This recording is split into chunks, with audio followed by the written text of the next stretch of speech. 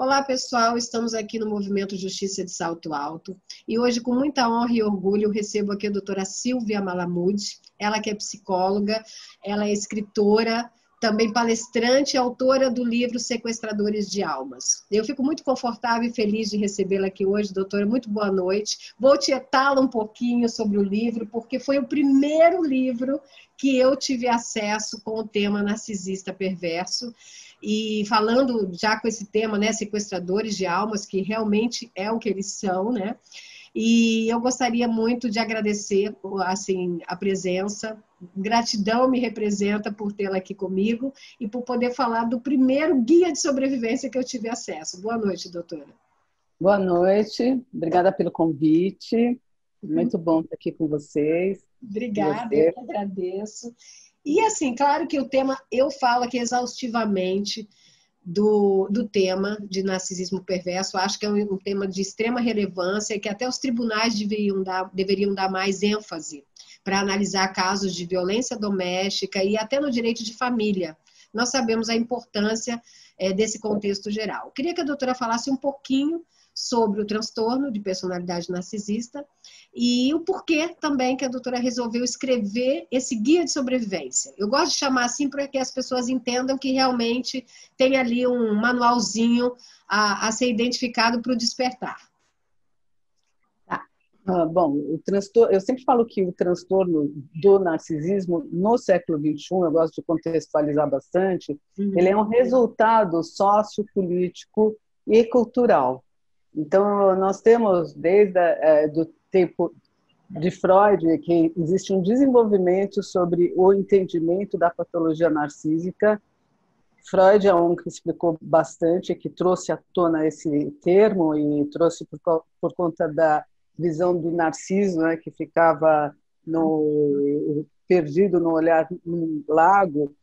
Mas esse desenvolvimento dessa percepção, ele vem por uma escala que é psicossexual dentro da visão do Freud. Tá? A gente tem e a gente vê uma estrutura de personalidade, e nessa estrutura de personalidade que vai se dando desde o início da vida, ela pode estar se desenvolvendo de uma maneira saudável ou não. E existem vários tipos de estruturas que a gente vê dentro desse contexto psicológicas, mas na nossa atualidade é muito importante a gente saber que esse desenvolvimento adoecido é o adoecimento psicológico do século XXI.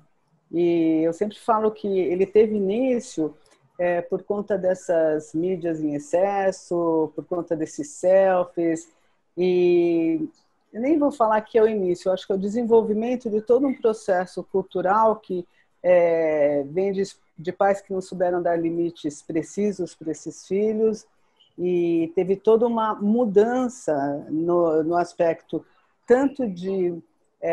eu não falo que não teve limite, é uma dificuldade de dar esses contornos até por conta das demandas que nós temos no século XXI. Então, isso daí é um assunto que tem um grande desenvolvimento e que tem sido feito bastante cursos, palestras sobre como que lidar, o que se dá para se lidar com os filhos nessa nossa atualidade. A gente sabe que chegou o computador para a criança já nasce digitando, já fica imantada, hipnotizada no computador, e mais do que isso, nas demandas que existem por meio da web, da via do computador, e de maneira muito precoce. Então, o que a gente achava antes, que a própria televisão poderia ter influência sobre os adolescentes, sobre as crianças, a gente vê que a mídia digital não só, e todas essas questões que acontecem de modo até com muitas crianças e adolescentes de modo escondido, secreto, de sedução, de hipnotismo, assim, de que a criança não tem muito discernimento do que pode, do que não pode.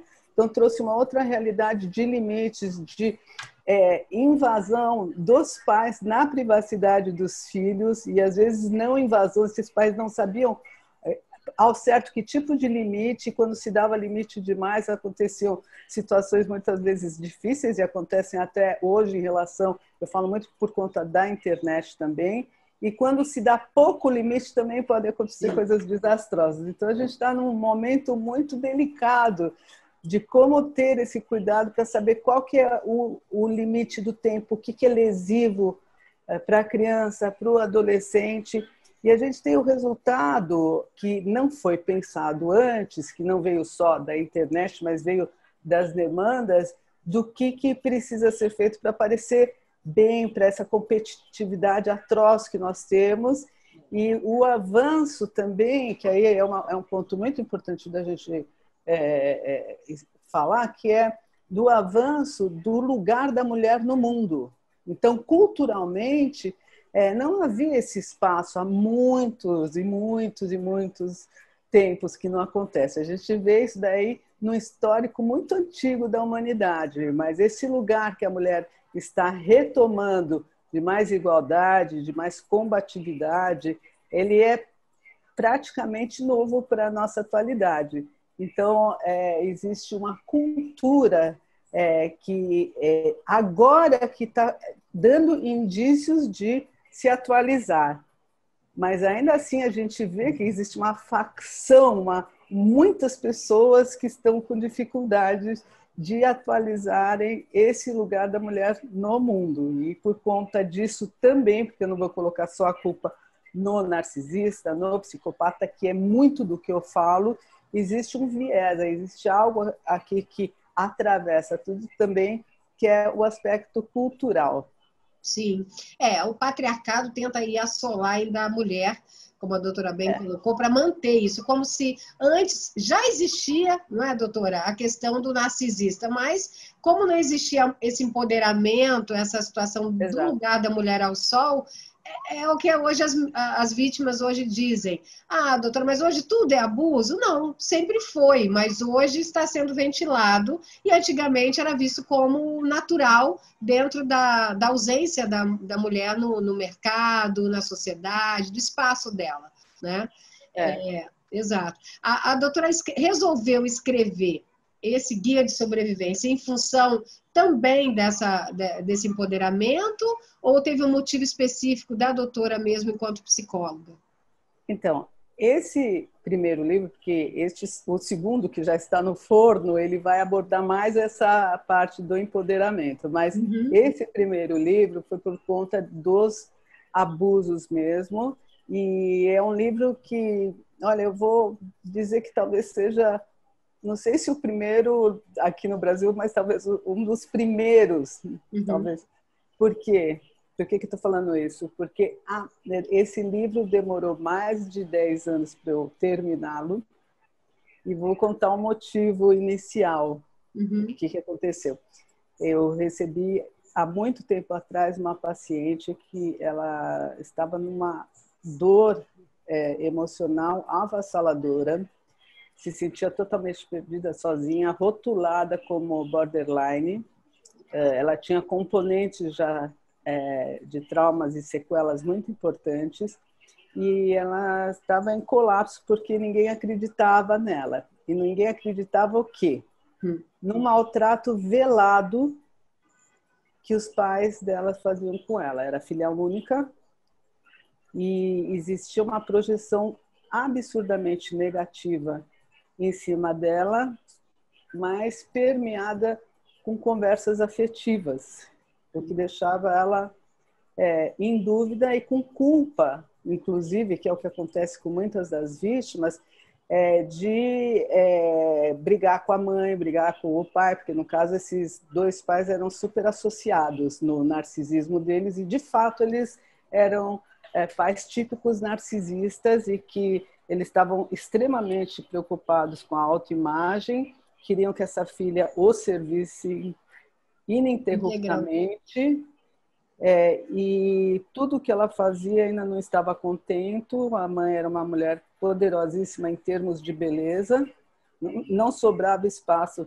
para o feminino dessa moça, embora ela fosse a duras penas. E isso tudo foi se desenvolvendo durante o período de tratamento. Aí ela era uma moça que tinha um conhecimento de inglês muito importante, e ela fala assim, é isso que eu estou vivendo. E ela me trouxe sobre o narcisismo perverso e como que ele estava. Então, ela me trouxe algumas coisas e eu pedi para ela me mostrar, porque ela falou assim, eu tenho muitas mensagens, isso é uma questão que eu acho muito importante para validar o paciente. Hoje são mais de 20 anos de trabalho com vítimas de abuso,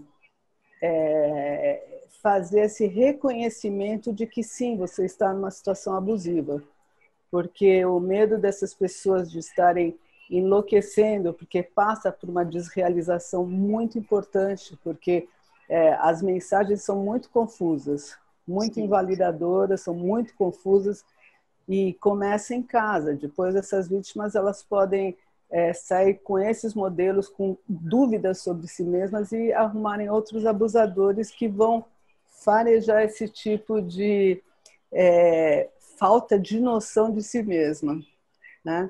Então eu vi as mensagens que ela recebeu na época, tinha várias situações, acho que era SMS, na época eu não me lembro o que era isso, mas eu cheguei a ver e ouvi gravações. Então nessas gravações elas eram assim, dava para ela ter uma percepção totalmente dissonante, né? Que era bom, era ruim, e na hora que era para destruir era avassalador, e de uma hora para outra e de um jeito totalmente inesperado, que é como esses pais abusadores, esses parceiros abusadores fazem na hora que a pessoa está mais relaxada. Então, para ela não criar identidade, sim, e para ela não ter autonomia sobre a própria vida, esses abusadores eles retiram tudo que pode ser de construção de personalidade, de objetividade e de entendimento sobre o próprio querer, sobre os próprios desejos, que é tudo sobre eles. Sim, sempre. Então, são os desejos deles, são os desejos dos pais. Sim. E para que eles possam ser atendidos, a regra subterrânea é: você não fala do teu sofrimento, nós não conversamos sobre afetividade, porque é tudo sobre a gente, tudo sobre mim, né, também. Então, uma regra subterrânea para você ter um pseudo-vínculo e poder mostrar narcisicamente para a sociedade o casamento perfeito, a parceria perfeita e os filhos perfeitos, né? E fora que muitos desses, a gente falando da parceria afetiva, muitos desses, no caso, eu sempre falo da mulher para o homem, mas a gente sabe que é vice-versa, para não falar assim, só isso, só aquilo. Mas, de todo modo, vamos dizer, no homem, ele ainda aparece de uma maneira muito encantadora para os outros, e a adoecida fica sendo a parceira. E ela quer aparecer que ela está bem, porque ela não quer mostrar que ela está em sofrimento, até porque ela não acredita. É muito difícil acreditar que essas alterações de humor podem ser parte de um adoecimento psicológico, sim, narcisista ou /psicopata. Então, ela vai querer aparecer muito bem, até que vai chegar um momento que não vai dar conta mais. E aí aí entra depois aquela fase que ela tem duas alternativas: ou ela continua e se submete, porque tem uma hora que está na exaustão, ou se ela desperta, que é o que a gente pretende de todas as vítimas, e sai, vem aquela fase da difamação, para que não dê credibilidade ao que ela está falando. E é interessante porque isso daí não é algo que só piora, mas não é algo que não existe durante o casamento ou porque no caso de parceiros afetivos existe uma difamação subterrânea ininterrupta também. Então é uma desqualificação. Então, quando a pessoa já passou da fase do love bombing, daquele amor, daquele encantamento, esse parceiro ele vai precisar denegrir essa parceria. Então ele vai começar a desqualificar, tirar sarro da pessoa e falar algumas coisas que vão deixá-la perder a compostura na frente dos colegas, como se ela já fosse desequilibrada e olha, mas eu tô com ela, olha. ela fosse a louca, né? Ela O começa a ser a tempo vítima todo. reativa, que a gente fala, e aí para a sociedade ela que está com algum tipo, e elas muitas vezes acreditam que elas mesmas estejam desenvolvendo o transtorno. Essa é a dissonância cognitiva. Exatamente. Essa é a Perfeito. dissonância. Esse é o fenômeno também do duplo vínculo, né? Que a pessoa fala que gosta, abraça e é uma parede, é frio total. Isso é só um E fica pedacinho de alternando, né? tudo. Como a doutora coloca, o quente e o frio, fica Total. alternando ali, para São confundir mesmo, né, doutora? Para é, confundir. são vários pedaços da mesma materialidade. Sim, o que torna tudo mais difícil, né? Até porque para a sociedade, para os outros, são pessoas perfeitas, né? Praticamente perfeitas. Então, são magnânimos. Exato. Doutora, a doutora comentou algo sobre o psicossexual em relação ao Freud. Realmente, o narcisista, porque o que a gente ouve falar, né, as vítimas, ou dizem, sexualmente falando, que são promíscuos ou intensos sexualmente, ou depois que atingem seus objetivos de ter a vítima ali, naquele cárcere, entre aspas, naquela prisão sem muros, eles dão o castigo quase que do contato zero para a vítima, né? Tipo, aí não tem mais nenhum tipo de relacionamento. Tem essas duas vertentes. Existem mesmo do narcisista? Então, essa é só uma das múltiplas facetas. Eu só vou separar um pouquinho desse desenvolvimento psicossexual do Freud, porque aqui é uma outra variação, tá? Entendi. Então, o adoecimento narcísico ele vai logo no início de vida e ele não consegue mais ver, ele não consegue ver o outro como uma alteridade, como alguém que não é ele próprio. Então, o outro fica sendo extensão do próprio braço dele que vem para servir ele. Então, ele acaba não fazendo essa diferenciação com clareza, que é o desenvolvimento que seria mais saudável, né? Totalmente saudável. Agora, no caso do narcisista, quando ele já está com essa alteração bastante adoecida, e eu sempre coloco o psicopata social, que é variação sobre o mesmo tema, ele é variação, poucas nuances de diferenciação. O que eu coloco nesses termos que você falou é que uma das facetas é o contato zero, sim, dentro do casamento. É o gelo, o silêncio e o distanciamento afetivo máximo, e incluindo a parte sexual. Agora, existe outra faceta que é o abuso pelo sexo. Entendi. Então, existem aqueles que fazem um estupro emocional. Por que eu falo estupro emocional? Porque eles acuam tanto a vítima, culpabilizando e exigindo uma quantidade excessiva de sexo, que é uma maneira de ter controle, mais uma maneira de ter controle, né? Então, manipular. Entendi. Total. Então, ela é minha, ela está sob meu controle. Então, existe um abuso pelo sexo também. Então, são fatias. Da mesma forma que tem alguns que agem dessa maneira, tem outros que agem dessa maneira. Tem alguns que são viciados em sexo, tem alguns que são viciados em sair da relação e olhar para fora também. Então, e fazer aquelas triangulações. Para ele se sentir... É sempre para supervalorizar, né? Se autovalorizar, né, doutora? Sempre ele é o centro. Só conjuga um verbo eu, né? Assim, exato. O pronome é eu. Aí conjuga sempre o verbo só na primeira pessoa, vamos dizer assim, né? Só para o pronome eu. E é interessante porque, assim, quando ele escolhe a vítima, ele tem um escaneamento total da pessoa que vai ser importante para ele parasitar. Então, ele vai lá, ele pega uma pessoa e narcisicamente ele se eleva. Da mesma maneira que ela foi para 100, para 1000 para ele, de um dia para o outro cai para baixo de 0, para -1000. E é irreversível.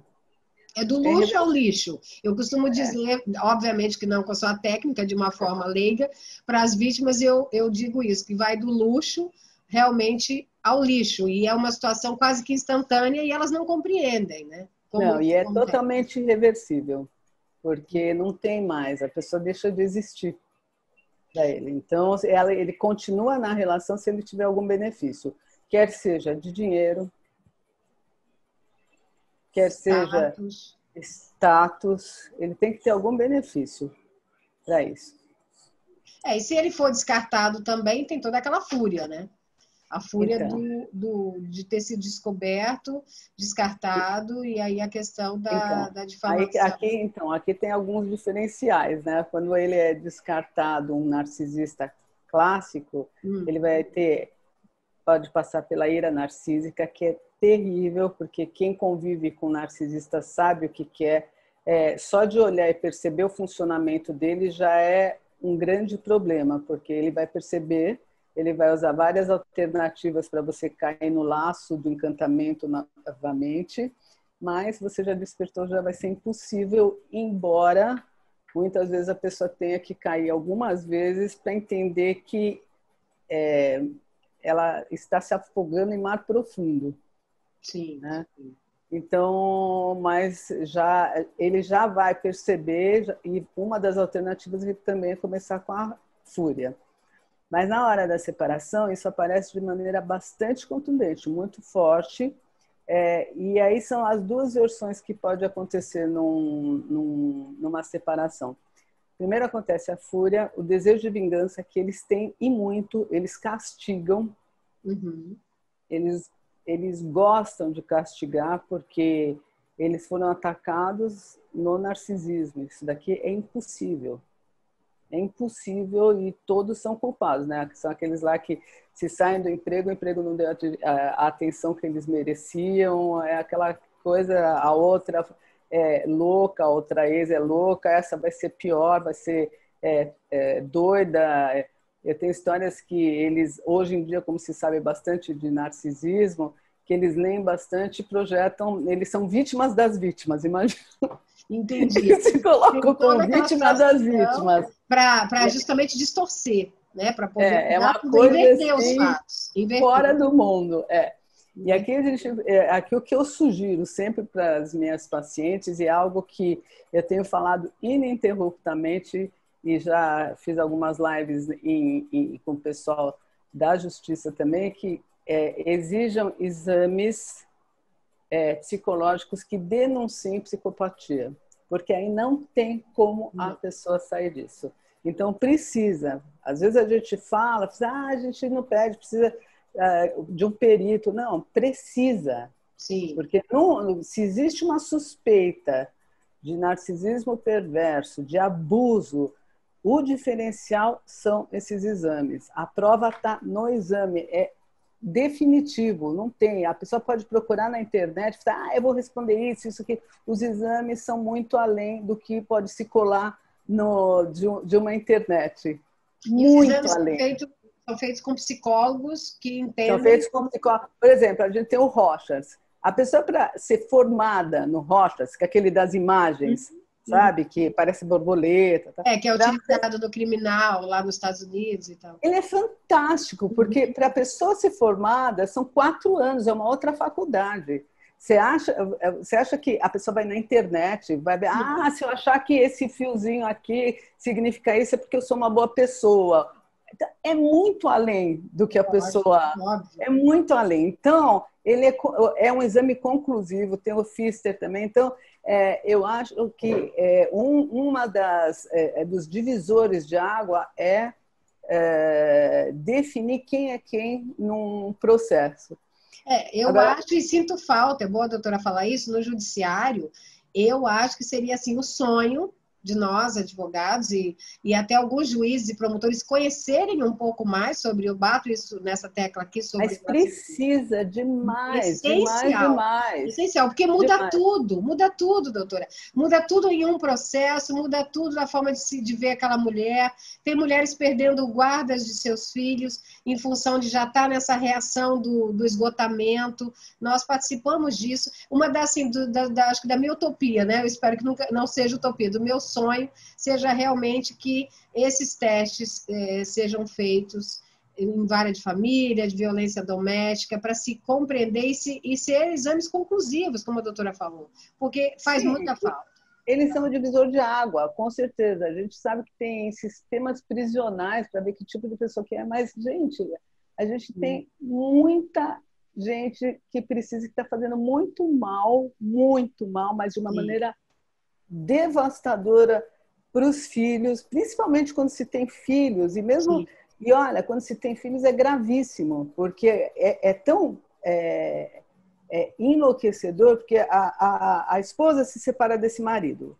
Vamos colocar nesse caso que o marido é o psicopata, é o narcisista perverso. Ela se separa, mas ele vai usar o filho como refém desse tipo de abuso. Como instrumento, sim. Como instrumento. Então, além de fazer uma alienação parental totalmente camuflada, que é o que ele fazia com a ex-esposa, que é adulta e que tinha todos os recursos e sobreviveu e quis pedir a separação e pediu a separação, uma criança está sendo modelada por um psicopata, por um narcisista perverso. Então, muitas vezes ela entra na onda do pai para fazer uma aliança, para não perder esse pai, para ter esse olhar de migalha ali para ela, né? É uma migalha. Migalha, mas assim, ela precisa também, para sobreviver, e ela vai sobreviver emocionalmente com uma deturpação absurda da realidade, que põe em detrimento tudo que ele poderia ter de bom de figura paterna e materna,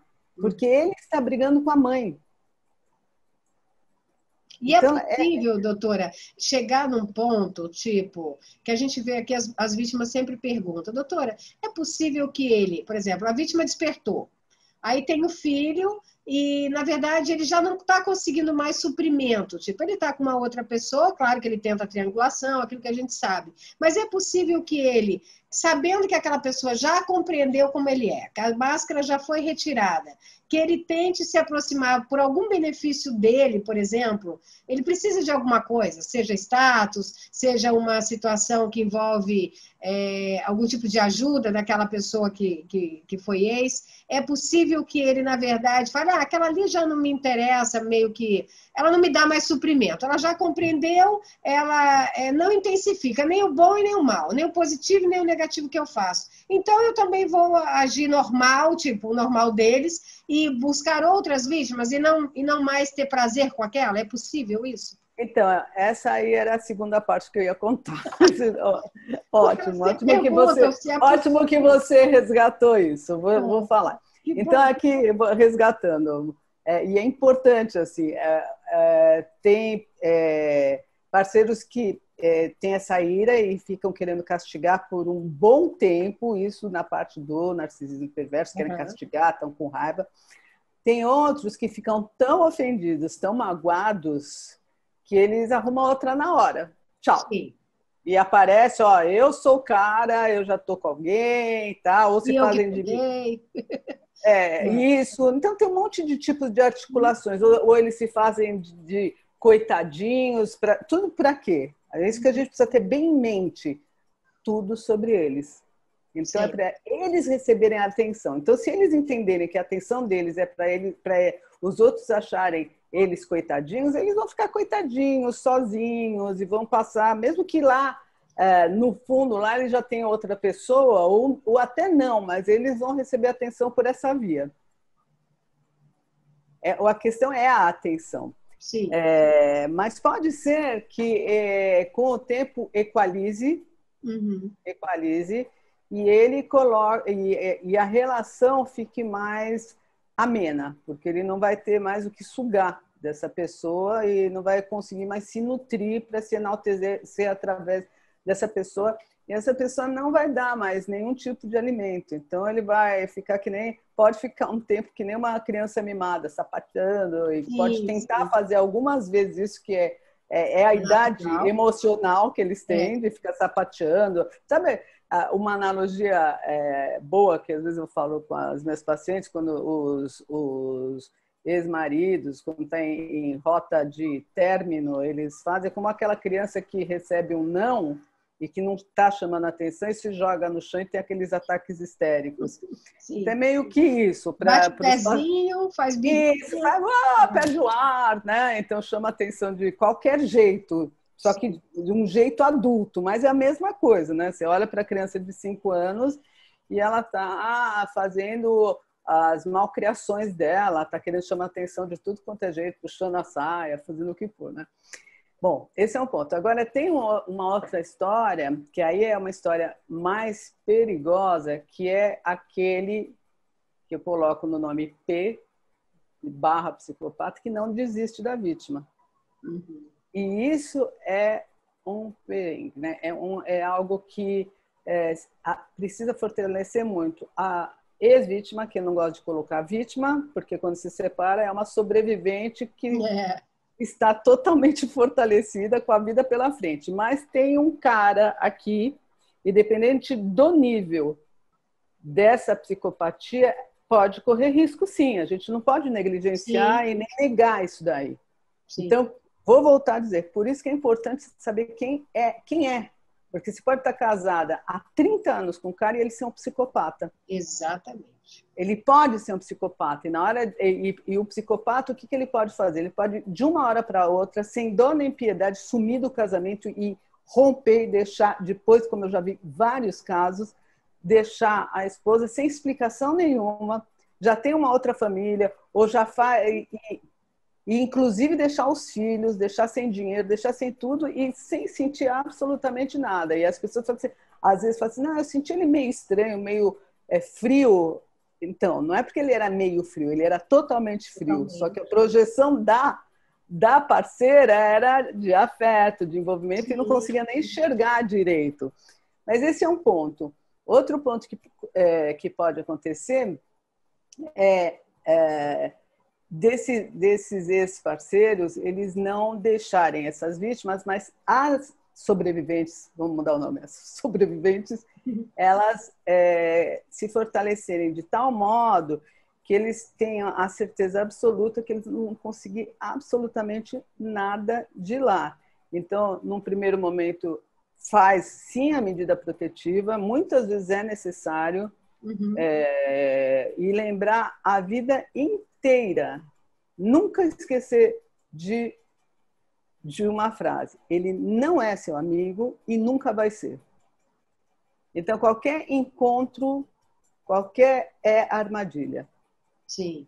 Qualquer conversa é armadilha. Qualquer coisa.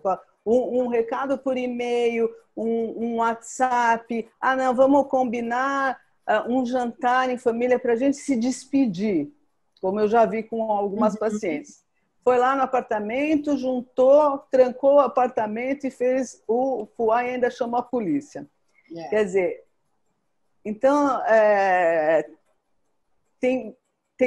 o que as pessoas precisam? Ter conhecimento sobre o tema, ler livros como o meu, como outros que estão por aí, e quando sentir que precise, e na maioria das vezes se a pessoa passar muito tempo ou o trauma é muito grande com um abusador, fazer um processo terapêutico. Porque aí ela vai fortalecer as áreas que foram nenhuma área é destruída, porque o que a gente tem é inato, mas o que foi apagado. Então a gente olha, ilumina de volta e fortalece. E vem com muito mais força e mais discernimento, porque estava quietinho ali. Então, é o que eu sempre falo, a gente ilumina os recursos que as pessoas têm e recupera o principal, que é a rede neurológica. Porque de tanto você ficar acuado e de tanto você ficar paralisado de medo, a tua rede neurológica paralisa junto. É tudo uma coisa só. Entendi.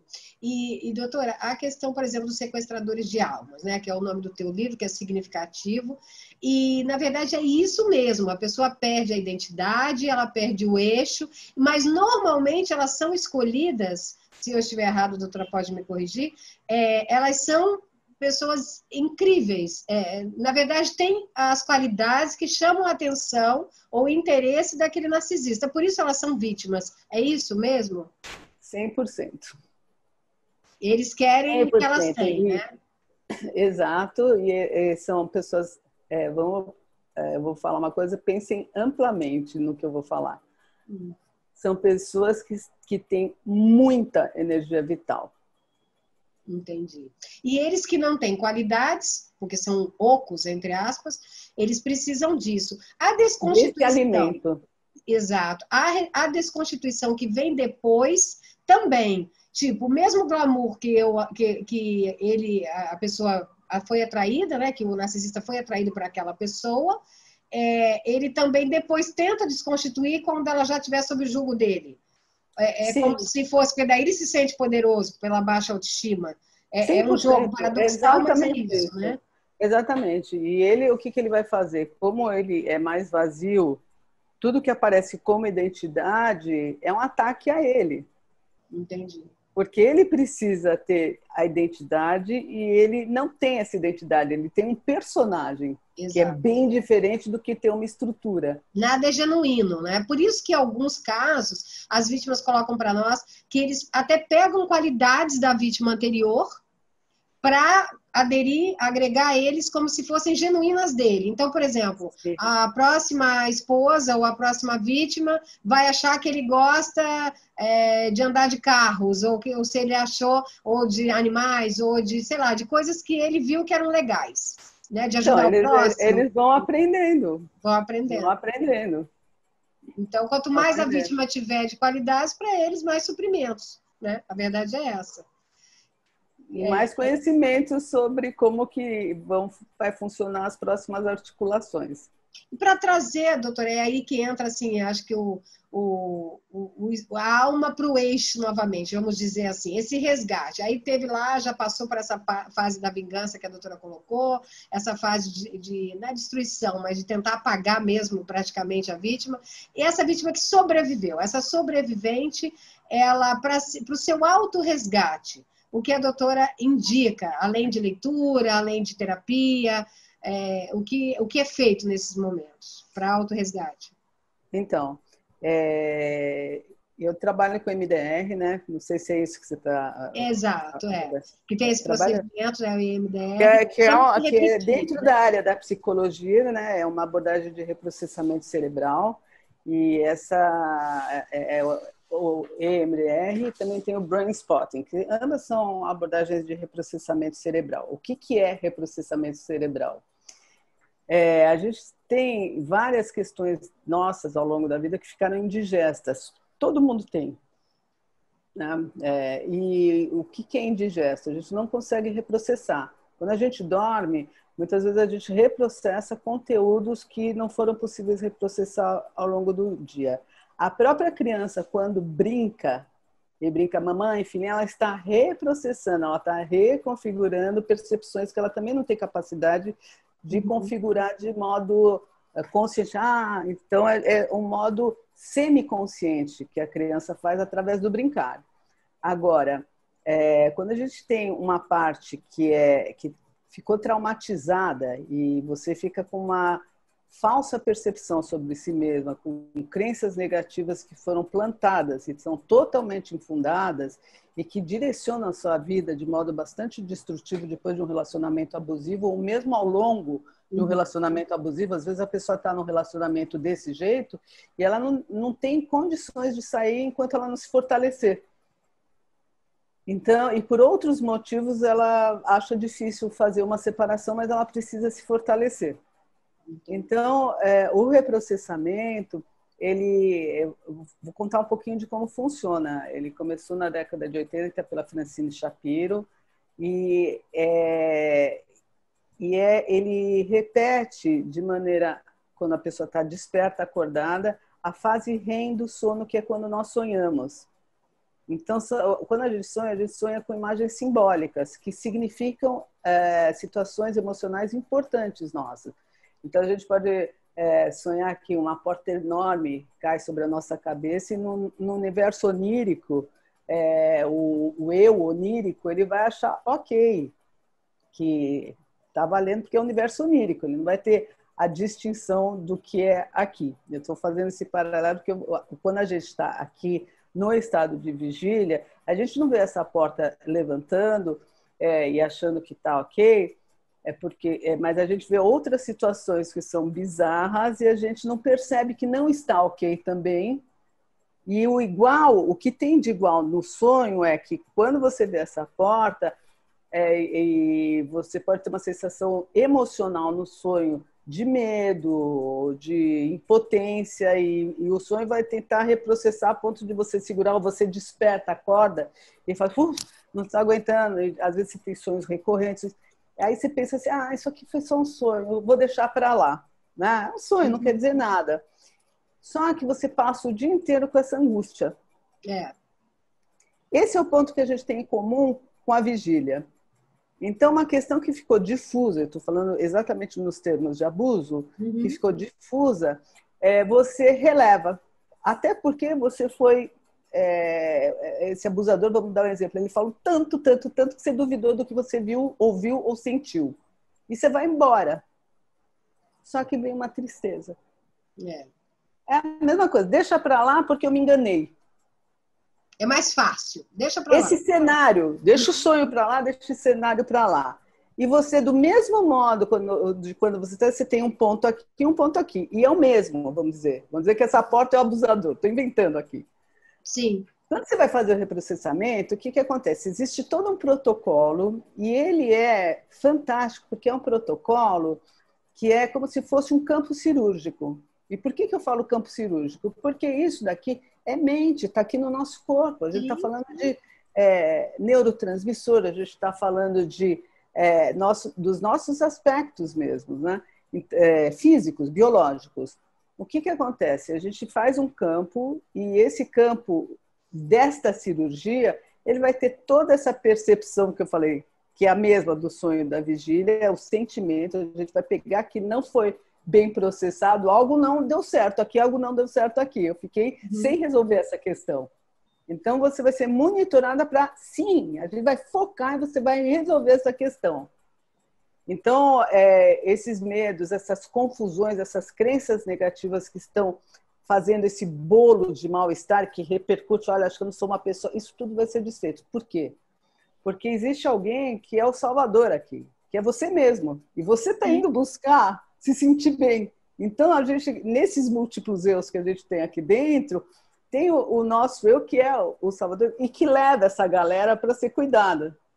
Então, isso daí pode vir dessa relação com o abusador, você vai fazer uma reconexão, e essa parte vai ser totalmente reprocessada. E por que acontece 100%? O terapeuta tem que ser bastante preparado, porque você faz uma série que você reproduz essa fase REM, embora você esteja acordado. Então, são movimentos bilaterais. Quando você dorme e sonha nessa fase REM, teu olho vai para um lado e para o outro. É involuntário e a gente pode ver até com cachorro. Às vezes que cachorro sonha também, que vai de um lado para o outro, de um lado para o outro, e vai processando o tempo do sonho. É uma fase do sono. No MDR, a gente provoca isso enquanto a pessoa está em vigília. Então, sabe aquela coisa quando você está contando uma história que você visualiza a história dentro de você? Olha, vai passando o filmezinho ali. Vai passando o filme. Acontece o mesmo, só que com um foco de cura emocional. Entendi. E por que dá certo? Porque a gente tem no nosso DNA cura. Então, se a gente faz um campo cirúrgico, literalmente é um campo cirúrgico em MDR. É a mesma coisa do que se você se corta, o teu corpo, no teu DNA, ele vai cicatrizar. Vai cicatrizar. Senão a gente não faria nenhuma cirurgia. Aquele processo. A gente nem abriria, vamos operar, vamos fazer uma plástica, porque a gente sabe que a gente tem. No campo emocional, não é diferente. Não é diferente. Tanto é que as pessoas entram em colapso emocional, muitas têm que tomar um remédio psiquiátrico, e às vezes precisa mesmo, para fazer essa reconexão, né? esses fios conectores para ajudar a reprocessar. E é biológico por conta de um colapso. Tem gente que entra em colapso tendo uma crise de úlcera. Tem gente que entra em colapso tendo uma crise emocional. Às vezes a pessoa não aguenta. E é possível, doutora, para esse narcisista, por exemplo, que ele tentou desconstituir, a vítima sobreviveu, aí ela não dá mais suprimento, mas ela se tornou tão grande novamente, como, sei lá, por exemplo, uma das suas pacientes que por acaso tenha se destacado pós-separação de um narcisista, sei lá, por algum motivo, escreveu um livro ou algo do gênero, é possível que ele se aproxime novamente, tipo, bom, para mim eu vou ter mais suprimento já que ela está desperta, se eu ficar próximo e quietinho, para eu ter um pouco de atenção? É possível isso? Eu acho que não. Ele não tem Porque nem não, esse discernimento. não, mas não é isso. Ele Não, pode não até serve, querer. né? Primeiro, ele vai estar muito ofendido. Uhum. Vai estar ofendido, Sim. Ela porque o lugar sobreviveu. é dele e o lugar é dele. Entendi. Então, ele prefere matar, não existe essa pessoa, né? E depois, porque não tem mais espaço para esse suprimento. Uhum. E é o que eu sempre falo para as minhas pacientes, não tem frequência, não tem mais frequência. E é uma coisa que é muito forte, quando você muda internamente, o teu mundo interno muda, aqui é o sonho acordado. Uhum. O teu mundo externo muda, não tem como não. Então, aquilo que eu falo, às vezes tem psicopatas que nunca desistem. Uhum. Só que chega um tempo que independe, eles vão ficando cada vez mais distantes, como se fosse um filme muito antigo. Então, mesmo Aí ele se vai eles olham... substituindo também esses suprimentos novos, vamos dizer assim. Ele tem mais chance com esses suprimentos novos. 100%. Entendi. 100%. Aquele não tem mais 100%. graça, e aquilo já passou. Vai, É um filme que ele já assistiu. É um filme que ele já assistiu e já sabe o ele final. pode colocar até na mente... Uhum. Sim, ele pode pôr na mente dele, porque, por exemplo, para o psicopata, ele vai até não deixar nem osso, porque o processo dele é destruir pelo prazer de destruir. Porque, no final das contas, a vida dos dois, tanto do psicopata quanto do narcisista, ela é vazia. Eles precisam de emoção, por isso que muitos se drogam, Uhum. eles próprios se... A gente pode até usar o termo, que eles se prostituem, não é só as mulheres. Entendi. Que é um termo mal usado, né? Os homens, nesses temas assim de precisar de emoções, nesse sentido, acho que eu usei o termo errado, não é se Uhum. prostituir, eles precisam destas emoções, então não tem suprimento e não tem frequência, não vai, não casa, então é como se, sabe, um mosquito que chega e não, sabe, Não não tem tem, mais ali o que ele deseja. não Entendi. tem, não tem. E, assim, é óbvio que a gente, assim, o assunto é tão, para mim, tão maravilhoso que eu queria ficar horas. Eu queria falar um pouquinho ainda que fosse da mãe narcisista, que outro dia eu vi que a doutora fez uma apresentação maravilhosa, inclusive com a boneca russa, né, que fala? Aquela As boneca mais... matrioscas. As A mãe e a matrioscas. filha, e foi assim, eu tenho que destacar aqui talvez a sua formação em artes plásticas, porque me chamou muita atenção e me chama, porque tem aquela situação da psicologia tradicional, é claro que a pessoa hoje com rede social vai desenvolvendo, mas para mim, né, falando da minha percepção, fica claro essa junção aí das artes plásticas com a psicologia, no caso da doutora.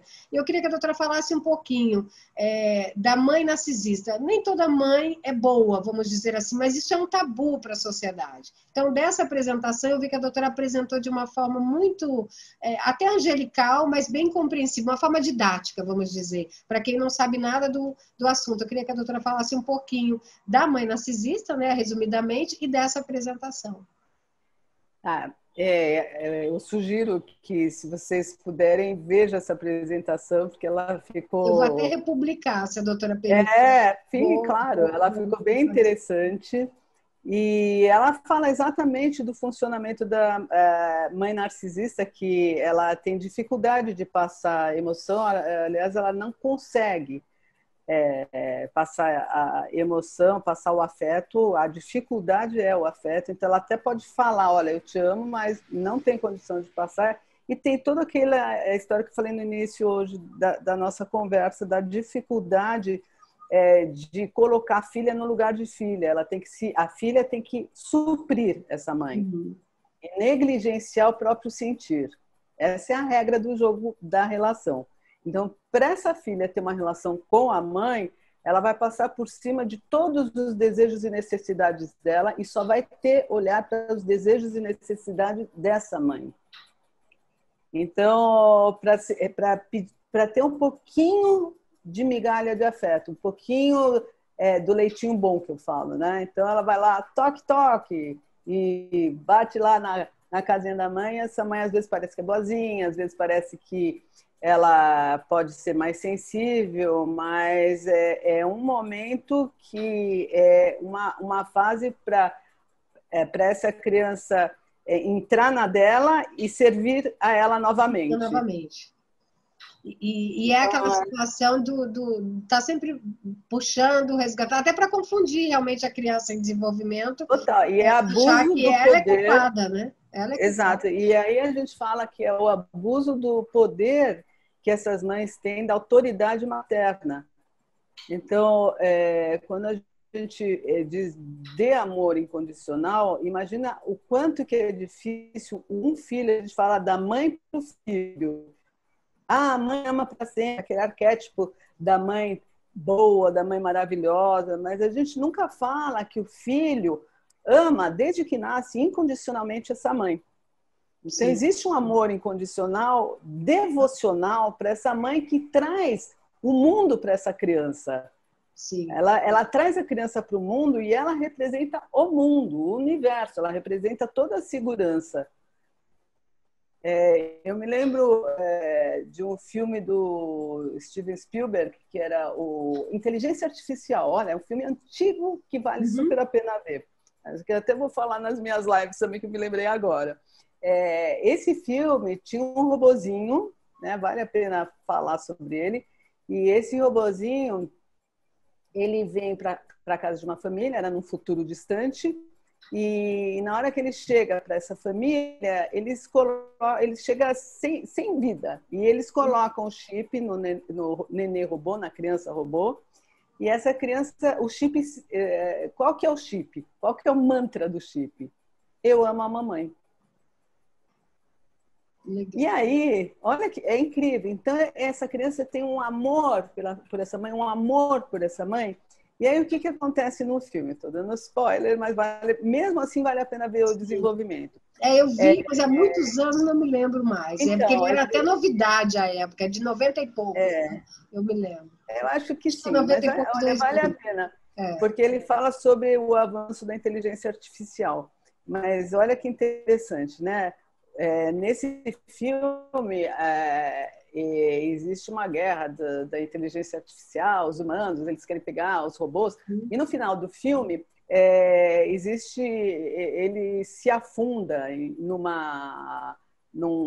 acho que ele estava não sei se estava no helicóptero ou no caminhão, e ele vai para o fundo do mar, é robô, né?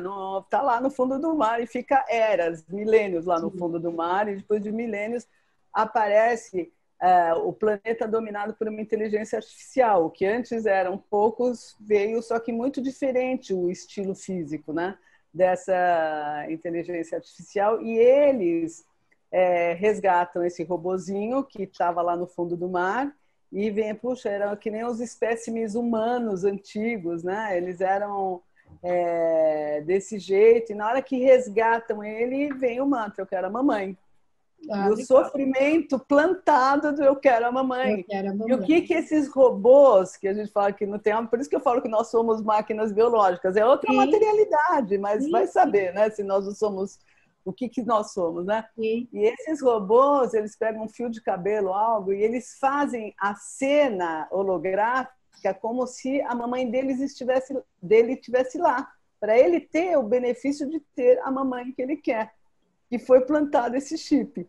Então, imagina vocês ter uma mãe abusiva e não ter esse chip, não ter essa situação ali, ter aquele vazio e sem ter a devolução, né? A reciprocidade. Então, não é que não tem esse chip. A criança tem esse chip, mas a mãe Ah, sim, é isso, exatamente. A mãe não A mãe tem. não tem nada, ela não devolve. A Eu criança quero, eu quero. só doa, né? E não tem É. a Agora, devolução. qual que é o processo terapêutico? Vamos tirar o chip, né? Você não Formatar, precisa mais de chip, porque eu dou conta da minha própria vida. sim, Sinto muito, vou fazer o luto desta mãe, que não foi a mãe ideal que eu gostaria de ter. sim. Vou enterrar esse chip e vou seguir bem, cuidando de mim, cuidando da minha Da sua criança. inteligência emocional, né? Da sua. Exato. É, Perfeito. Doutora, assim, para o despertar, que a doutora usa uma frase que eu acho perfeita: quanto mais despertos, melhor. melhor. O Isso. que a doutora indica para não é indicar, né? Porque o despertar é aquele momento, mas o que seria propício para que a gente propagasse para esse momento? Quanto mais informação, mas o que leva uma pessoa realmente ao despertar? A consciência? Eu acho que é a busca da consciência, de você fazer uma viagem interior, conhecer como que você funciona, para poder Uhum. entender o outro fora de você. E entender que eu acho que o principal e que o mais difícil e que é um amadurecimento de despertamento é que, de verdade, nada é pessoal. Exatamente. Nada é pessoal.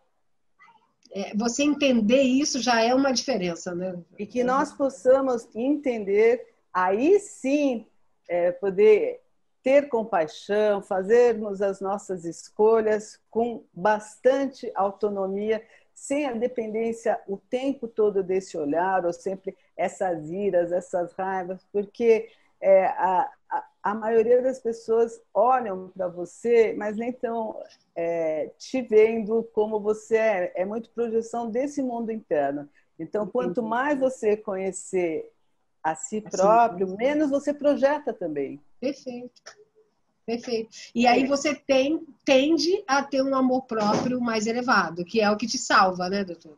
Totalmente.